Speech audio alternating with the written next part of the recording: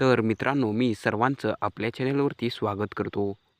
आपण ठरलं तर मग या मालिकेच्या येणाऱ्या भागात एक जबरदस्त व्हिडिओ पाहणार आहोत.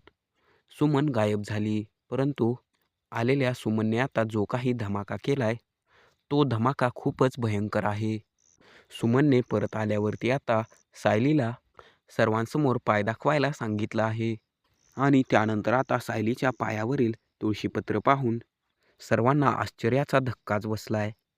पण सुमनने हे का सांगितलंय?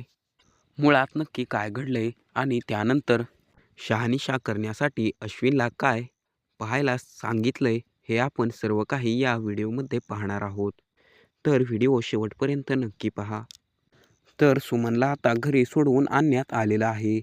सुमन घरी आलेली आहे आणि सायली, अर्जुन, चैतन्य आणि रविराज यांच्या अथक प्रयत्नानंतर ती घरी आलेली आहे. ती जरी घरी आलेली असली तरी तिचा मूड पहिल्यासारखा नाहीये. ती जराशी हरवल्यासारखी आहे. कुठेतरी शून्यामध्ये पाहती आहे. तिच्या डोक्यामध्ये वेगळंच काहीतरी चालू आहे हे आता सर्वांना कळतंय. त्यानंतर प्रतिमा आता तिला विचारण्याचा प्रयत्न करते. सुमन, काय झालंय? तू असं वागण्याचं कारण तरी काय आहे?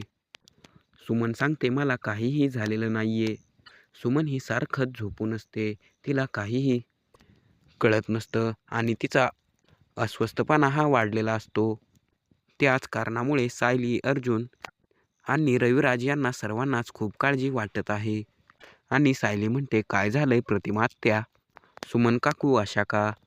त्यांच्यावरती काही मानसिक परिणाम झालाय का? आपण डॉक्टरांना दाखवूया का? यावरती प्रतिमा म्हणते, हे बघ सायली, मला काय वाटतंय, आपण तिला थोडा आराम करू देऊया. मला काय वाटतंय सांगू का? आपण तिला नक्की कोणता मानसिक धक्का बसला हे जाणून घेऊया, परंतु तिला थोडा आराम करू देत. तर सर्वजण आता सुमनच्या उठण्याची आणि तिच्या बरं होण्याची वाट पाहत असतात. सुमन आता जेव्हा उठणार असते तेव्हा ती खूपच मोठं सत्य रिव्हील करणार असते आणि सुमनच्या बोलण्यामुळे खूप मोठं सत्य आता सर्वांसमोर येणार असतं. ती मध्येच किंचाळत असते, ओरडत असते.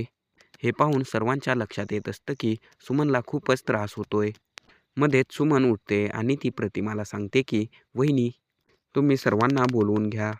तर आता लगेचच तिथे सर्वजण येतात आणि तिथे सायली सांगत असते, सुमन काकू, तुमची तब्येत बरी नाहीये. मला काय वाटतं, तुम्ही जरा आराम करा, आपण नंतर बोलूयात ना. यावरती सुमन म्हणते, नाही सायली. तर आता सर्वजण विचारतात की सुमन बोल, तुला काय बोलायचंय? तर मित्रांनो, सुमन ही आपल्याला अशा एका ठिकाणी भेटलेली आहे. ती अड्ड्यावरती नाही तर कुठे भेटले हे आपल्याला पुढे समजणारच आहे. तिथे प्रतिमा विचारते, सुमन, तू आम्हाला कशासाठी बोलवलंय ते सांग लवकर. सुमन म्हणते, इतक्यातच सायली आता सुमनच्या बाजूला येऊन बसते आणि म्हणते, बोला काकी, काय झालंय? माझ्यामुळे तुमचा जीव धोक्यात आला ही गोष्ट मला चांगलीच माहिती आहे. म्हणूनच मी इथे तुमची माफी मागण्यासाठी आलेली आहे. सांगा ना नक्की काय झालंय? सुमन म्हणते, सायली, तुझा पाय दाखव बरं. आणि मग लगेचच आता सायली तिचा पाय वरती घेते आणि सायली तिचा पाय सुमनला दाखवते. आता त्यावेळी सगळेच जण विचारतात की सुमन, काय झाले? तर आता फ्लॅशबॅकमध्ये सुमन सर्व प्रकार सांगायला लागते. ती म्हणते, मी त्या गोडाऊनमध्ये होते. आपण पाहिलं आहे की प्रियाला त्या गोडाऊनमध्ये जाऊ नको असं सांगितलं असताना सुद्धा, म्हणजे पूर्णाईने सांगितलेलं असताना सुद्धा ती तिकडे गेलती आणि पूर्णाजीला ती म्हणत होती की जाणाऱ्या माणसाला असं अडवायचं नसतं. मी बाहेर चालली आहे. त्यावरती पूर्णाई म्हणते की तू कुठे चालली आहे मला चांगलंच माहिती आहे. प्रिया ताबडतोब तिकडून निघते. ती पूर्णाजीला काही भाव देत नाही. ती तडक निघालेली आहे आणि तिने नागराजची भेट घेतलेली आहे. ती नागराजला सांगते, हे बघा, आपल्याला आत्ता जबरदस्त प्लॅन करायला लागणार आहे. आता सुमन गोडाऊनच्या आतमध्ये आहे आणि यांचं बोलणं ऐकत आहे. प्रिया सांगत असते, आपण एक काम करूया, इथून सध्या तुम्ही महिपतला हलवा आणि तुमच्या बायकोला धमकी द्या. जर का तिने कुठे कोणाला तरी काही गोष्टी सांगितल्या, जर का ती बोलली तुम्ही तिला किडनॅप केलंय, तर तुम्ही तिला सांगा की मी स्वतःला संपवून घेईन. बायका कशा असतात, खूप काळजी आणि चिंता करणारे असतात. आपला नवरा कसा जरी असला तरी तो त्यांना प्यारा असतो. त्यामुळे तुम्ही तिला एका ठिकाणी नेऊन ठेवा आणि सांगा की कोणी किडनॅप केलं होतं, कोण गुंड होते. याची मला काहीच खबरबात नाही आहे. मी एका ठिकाणी आले आणि तिथून मला किडनॅप केलं असं तिला सांगायला लावा आणि तुम्ही तिला इकडून गायब करा. कुणाच्याही समोर तिला सध्या तरी तुम्ही आणू नका. यानंतर महिपतचं काय करायचं हे आपण नंतर बघू. पोलीस इकडे येण्यासाठी निघाले आहेत. इथे त्यांना काही सापडायला नको. नागराज फोन करतो आणि सांगतो, तू ना त्या बाईला तिकडून हलव, मी आलोच. नागराजने आता सुमनला हलवण्यासाठी सांगितलेलं आहे आणि त्याच वेळेला प्रिया महिपतला घेऊन तिकडून पळालेली आहे. पण हे सर्व होत असताना सुमनने पाहिलेलं आहे. पण या सर्वामध्ये आता या दोघांचं एक बोलणं सुमनच्या कानावरती पडलेलं आहे. ते ऐकून सुमन पूर्णपणे हादरली आहे. नागराजने सुमनला सांगितलेलं आहे की मी आता इकडे दादाला आणि सर्वांना घेऊन येईल. हे बघ, तू त्यांना सांग की तुला महिपतने किडनॅप केलं होतं किंवा दुसरं कोणीतरी किडनॅप केलं होतं म्हणून सांग. मला त्याच्याशी काही घेणं देणं नाही आहे. फक्त एक गोष्ट लक्षात ठेव, माझं नाव जर का मध्ये आलं तर मी जीव द्यायला कमी करणार नाही. असं म्हणत तिला गोडाऊनमध्ये डांबून ठेवलेलं आहे. मग आत्ता ज्यावेळेला अर्जुन सायली गोडाऊनकडे आलेले असतात तिथे महिपतही नसतो आणि सुमनही नसते. कारण त्या दोघांनी आता सुमनला आणि महिपतला वेगवेगळ्या जागी ठेवलेलं आहे. पण पोलिसांना एका ठिकाणी टीप मिळालेली आहे की सुमन तिकडे आहे आणि सुमनला शोधण्यासाठी पोलिसांची टीम तिकडे आलेली आहे आणि आता पोलिसांना सुमन सापडलेली आहे. सुमनच्या सोबत काही लोकसुद्धा त्यांना सापडली आहेत. त्या लोकांना ते पोलीस घेऊन आलेले आहेत आणि त्यांची चौकशी करत आहेत. बोला, तुम्ही तिला का किडनॅप केलं? ही सर्व माणसं आता नागराजचीच आहेत आणि ते सांगत आहेत, काही नाही, यांच्या ठिकाणी दागदागिने आहेत. यांच्याकडे दागदागिने आहेत. आम्ही त्यांना तेच मागत होतो. त्या देत नव्हत्या म्हणून आम्ही त्यांना पकडून ठेवलं होतं. असं ते खोटं सांगत असतात. पण सुमन आता घरी आल्यावरती ती धक्क्यामध्ये आहे. खूप मोठ्या धक्क्यामध्ये आहे. आपलाच नवरा आपल्या बाबतीत या सर्व गोष्टी करतोय ते तिला सहनच होत नसतं. ती खूपच अस्वस्थ होत आहे आणि तिची मानसिक स्थिती नीट नाही आहे आणि ती आता शुद्धीवरती आलेली आहे. प्रेक्षकांनो, हे सर्व काही फ्लॅशबॅकमध्ये घडलेलं आहे आणि सुमनने त्यावेळेला जे बोलणं ऐकलंय त्यामुळेच ती आत्ता सायलीला पाय दाखवण्यासाठी सांगते. कुणालाच काहीही कळत नसतं. मग सुमन आता सायलीचा पाय सर्वांना दाखवते आणि म्हणते, आपली सायलीच खरी तन्वी आहे. हे ऐकल्यावरती आता सर्वांनाच खूप मोठा धक्का बसलाय. ती म्हणते, सायली पाय दाखव आणि आता सायलीच्या पायावरती तुळशीपत्र पाहिल्यावरती सर्वांना आश्चर्याचा मोठा धक्काच बसलाय. आता रविराज म्हणतात, सायली तुझ्या पायावरती तुळशीपत्र कसं काय?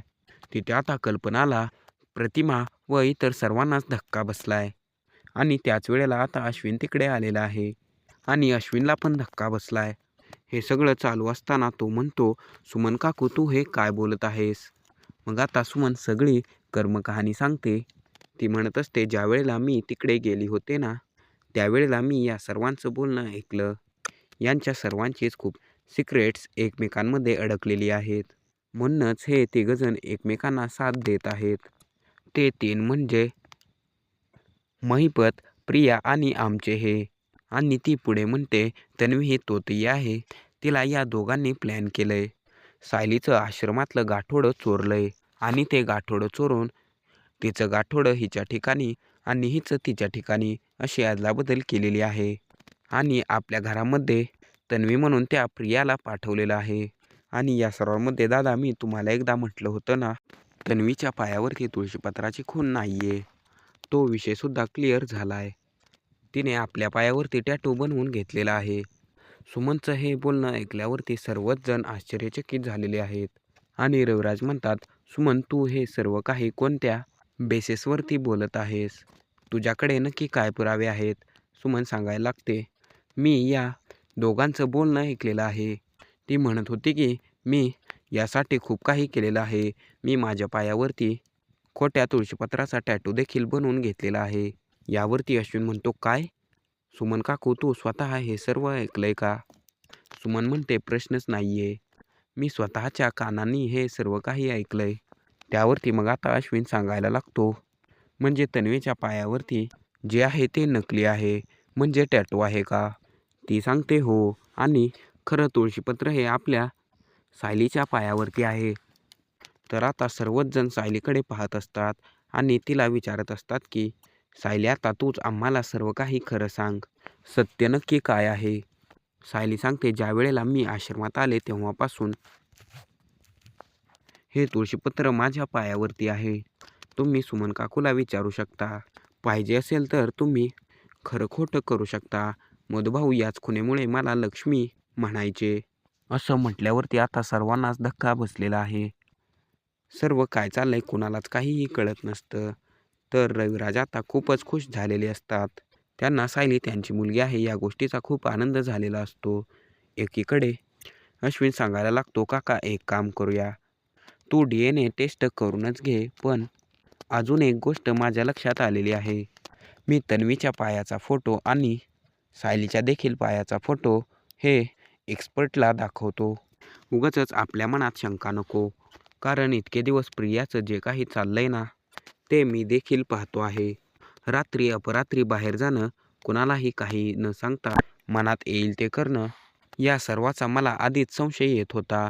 आज रात्री मी तिच्या पायाचा फोटो काढतो आणि सायली वहिनीच्या पायाचा देखील फोटो घेतो. इकडे रविराज म्हणतो, मला कोणत्याही शहानिशा किंवा पुराव्याची गरज नाहीये. मला आत्ता समजलेलं आहे की हीच माझी मुलगी आहे. प्रेक्षकांनो, रविराज आता सायलीला मिठी मारतात. तर आता त्याच रात्री इकडे आता प्रियाकडे आलेला आहे तो म्हणजे अश्विन, आणि त्याने प्रियाचा पाय पाहिलेला आहे आणि तो त्याचा फोटो काढतोय.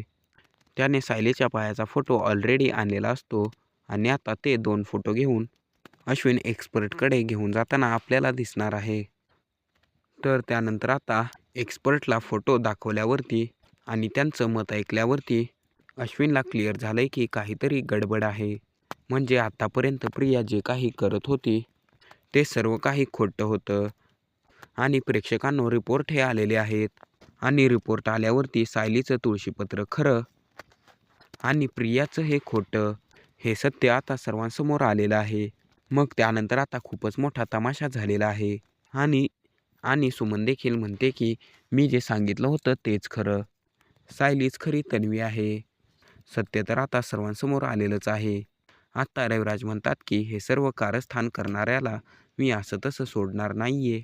मी आता सर्व सत्याचा उलगडा करणार आहे आणि एकदाचा या प्रकरणाचा छडा लावणार आहे. तर आता त्या रिपोर्टनंतर सायली, अर्जुन, रविराज यांनी एकत्र येऊन खूप मोठं सत्य शोधायचं ठरवलेलं आहे आणि त्यानंतर DNA सॅम्पलची टेस्ट देखील करायला दिलेली आहे. तोपर्यंत रविराजांना पडलेला मोठा प्रश्न म्हणजे हे सर्व करण्याचं कारण काय? नक्की 25 वर्षांपूर्वी काय घडलं होतं हे शोधण्यासाठी आत्ता हे गुपितच ठेवलेलं आहे. त्यांनी प्रियाला गाफील ठेवलंय. प्रिया तन्वी नाही हे सिद्ध झालंय आणि त्याचबरोबर सायली तन्वी आहे हे देखील सिद्ध झालेलं आहे. तर आता मालिकेचं कथानक पुढे कसं सरकणार हे पाहणं खूपच मनोरंजक ठरणार आहे. ठरलं तर मग या मालिकेचे येणारे भाग पाहण्यासाठी आपल्या चॅनलला आत्ता सबस्क्राईब करा.